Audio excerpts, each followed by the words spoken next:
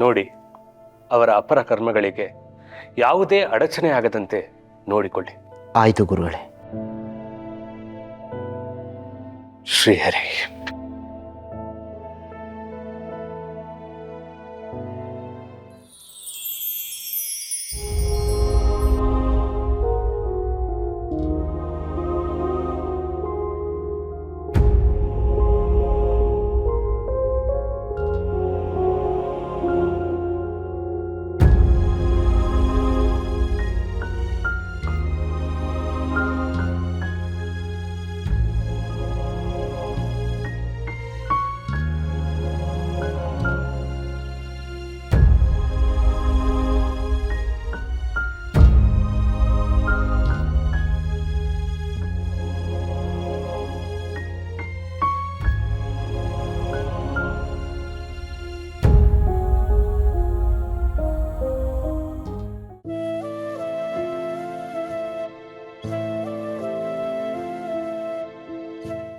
ಏನು ಅಂದರೆ ಅಮ್ಮ ಹೋಗಿ 6 ತಿಂಗಳಾಯ್ತಾ ಬಂತು.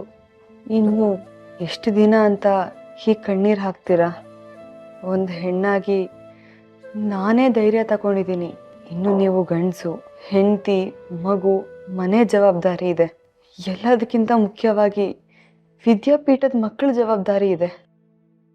ಗುರುಗಳಿಗೆ ಕೊಟ್ಟ ಮಾತು ಮರ್ತು ಬಿಟ್ರಾ? ಎಲ್ಲ ನೆನಪಿದೆ ಸರಸ್ವತಿ. ಆದರೆ ಅಮ್ಮನ ನೆನಪು ಬೇರೆ ಎಲ್ಲ ನೆನಪುಗಳನ್ನ ಆವರಿಸ್ಬಿಟ್ಟಿದೆ. ಎಷ್ಟೇ ಮರಿಬೇಕಂದ್ರೂ ಮರೆಯೋಕೆ ಆಗ್ತಿಲ್ಲ. ಮರಿಬೇಡಿ ಅಂದರೆ ಮರಿಬೇಡಿ. ಹೆತ್ತ ತಾಯಿ ನೆನಪು ಸಿಹಿ ನೆನಪಾಗಿ ಮೆಲ್ಕು ಹಾಕಬೇಕೇ ಹೊರತು ಕಹಿಯಾಗಿ ಕಾಡಬಾರ್ದು. ಅವ್ರ ನೆನಪು ನಮಗೆ ಆದರ್ಶ ಆಗಬೇಕು, ಮಾರ್ಗದರ್ಶನ ಆಗಬೇಕು. ಅವ್ರ ಹೆಸರು ಹೇಳಿ ದಿನ ದೀಪ ಹಚ್ಚಬೇಕು. ಅದು ಬಿಟ್ಟು ಹೀಗೆ ಅಳ್ತಾ ಕೂತ್ಕೊಂಡ್ರೆ ಅವ್ರ ಆತ್ಮಕ್ಕೆ ಶಾಂತಿ ಸಿಗುತ್ತಾ? ನೀವೇ ಹೇಳಿ. ನೀನ್ ಹೇಳೋದೆಲ್ಲ ನನಗೆ ಅರ್ಥ ಆಗ್ತಾ ಇದೆ ಸರಸ್ವತಿ.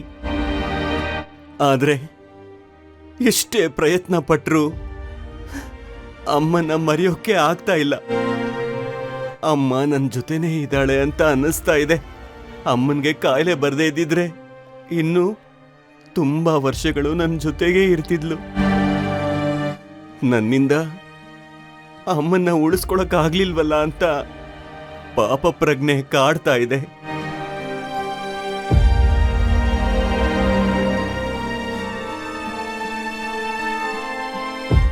ನೋಡಿ, ನೀವು ನನಗಿಂತ ದೊಡ್ಡವರು, ತುಂಬ ಓದ್ಕೊಂಡಿರೋರು, ಪುರಾಣ ಶಾಸ್ತ್ರ ಎಲ್ಲನೂ ಅರ್ದು ಕುಡ್ದಿರೋರು.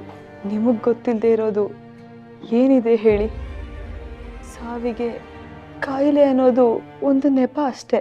ಕೆಲವು ಮಕ್ಕಳು ಹುಟ್ಟಿದಾಗಲೇ ಸಾಯ್ತಾರೆ, ಇನ್ನು ಕೆಲವೊಬ್ಬರು ವಯಸ್ಸಿಗೆ ಬಂದ ಮೇಲೆ ಸಾಯ್ತಾರೆ, ಮತ್ತು ಕೆಲವೊಬ್ಬರು ವಯಸ್ಸಾದ್ಮೇಲೆ ಸಾಯ್ತಾರೆ.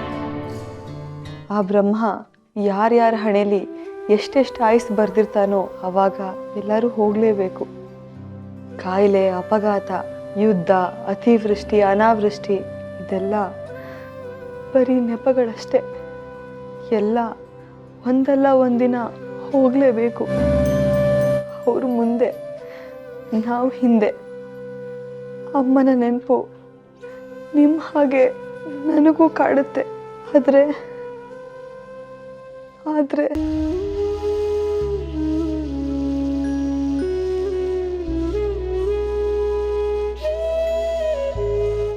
ಅಮ್ಮ, ಅಮ್ಮ,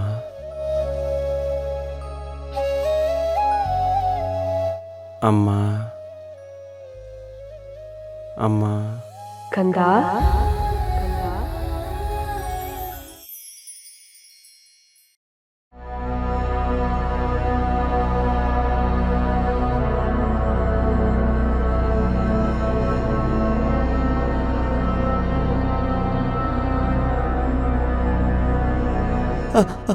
ಅಮ್ಮ, ನೀನು ನೀನು ನಾನೇ ಕಂದ. ನಿನ್ನ ಸಂಕಟ ನೋಡೋದಕ್ಕಾಗದೆ ಬಂದೆ.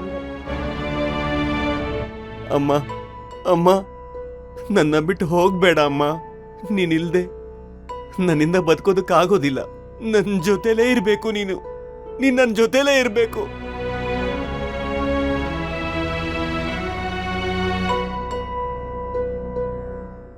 ನೋಡು ಮಗನೇ, ಹುಟ್ಟು ಆಕಸ್ಮಿಕ, ಬದುಕು ಅನಿವಾರ್ಯ, ಸಾವು ನಿಶ್ಚಿತ ಅಲ್ವಾ ಮಗನೇ? ಜೀವಾತ್ಮನ ಪ್ರಯಾಣದಲ್ಲಿ ಮನುಷ್ಯ ಜನ್ಮ ಅನ್ನೋದು ಒಂದು ನಿಲ್ದಾಣ ಅಷ್ಟೇ. ಇಳಿತೀವಿ, 4 ದಿನ ತಂಗ್ತೀವಿ, ಒಂದಿಷ್ಟು ಪರಿಚಯ ಆಗತ್ತೆ, ಸಂಬಂಧಗಳು ಬೆಳೆಯತ್ತೆ, ಮತ್ತೆ ಕಾಲಿನ ಬಂಡಿ ಬಂದಾಗ ಹೊರಡ್ತೀವಿ. ಪ್ರಯಾಣ ಮುಂದುವರಿಯುತ್ತೆ. ಮುಂದಿನ ನಿಲ್ದಾಣ ಸಿಗೋವರೆಗೂ ನರಪಿ ಜನನಂ ಪುನರಪಿ ಮರಣಂ. ನೋಡು ಮಗನೇ, ನಿನಗೂ ಹೆಂಡತಿ ಇದ್ದಾಳೆ, ಮಗು ಇದೆ, ವಿದ್ಯಾಪೀಠದ ವೃತ್ತಿ ಇದೆ.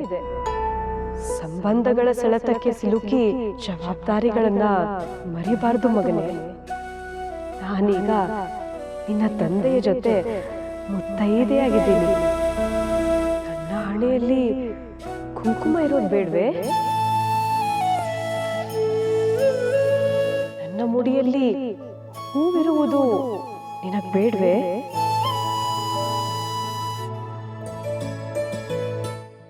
ನನ್ನ ಕೈ ತುಂಬಾ ಬಳೆಗಳಿರೋದು ಬೇಡ್ವೆ?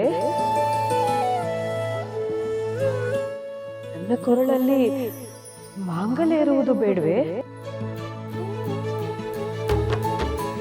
ಮಗನೇ, ನಾನೀಗ ಮುತ್ತೈದೆಯಾಗಿ ನಿಮ್ಮ ತಂದೆಯ ಜೊತೆ ಇದ್ದೀನಿ. ನೋಡು, ನೀನು ನನಗೋಸ್ಕರ ಯಾವಾಗ್ಲೂ ಕಣ್ಣೀರ್ ಹಾಕ್ತಾ ಇದ್ರೆ ನಾನವ್ರ ಜೊತೆ ಹೇಗ್ ಸಂತೋಷವಾಗಿರ್ಲಿ ಹೇಳು? ತಾಯಿಯಾಗಿ ನನ್ನ ಕರ್ತವ್ಯವನ್ನ ನಿಲುವಂಚನೆಯಿಂದ ನಾನು ಮಾಡಿದ್ದೀನಿ. ಮಗನಾಗಿ ನೀನು ನಿನ್ನ ಕರ್ತವ್ಯವನ್ನ ಮಾಡಿದೀಯಾ. ಈ ಜನ್ಮಕ್ಕೆ ಇಷ್ಟು ತೃಪ್ತಿ ಸಾಕು ಮಗನೇ. ಮುಂದೆ ನಿನ್ನ ಜೀವನದಲ್ಲಿ ಆಗಬೇಕಾದದ್ದು, ಆಗಬಾರದ್ದು ಬಹಳ ಇದೆ. ಅದನ್ನೆಲ್ಲ ನೀನು ಎದುರಿಸ್ಬೇಕಾಗಿದೆ. ಜವಾಬ್ದಾರಿಗಳ ಕಡೆ ಗಮನ ಕೊಡು. ನಮ್ಮ ಋಣ ಇಲ್ಲಿಗೆ ಮುಗಿಯಿತು. ಶ್ರೀಹರಿವಾಯು ನಿನಗೆ ಒಳ್ಳೇದು ಮಾಡಲಿ.